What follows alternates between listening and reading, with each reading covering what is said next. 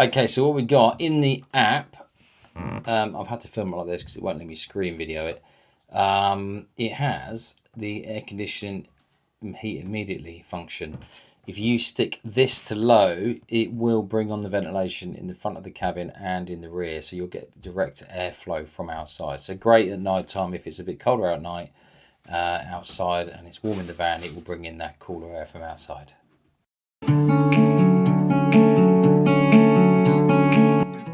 Just bear in mind, with the fans going this fast, the draw from the main battery is 45 amps. That's pretty hefty. It won't be long before you run that battery down, so just be wary of that. One thing that helped was increasing the temperature to about 16 or 17. The amp draw is about minus 14 amps. That'll make it last a lot longer. On testing the actual function, it was about 33 degrees when I got in the van. After a short period of time, it went down to about 29, and then soon after that, down to about 25, even though it was still 19 outside. It's really worth doing this. It really gets rid of all that late heat in the afternoon and evening and makes everything much more comfortable.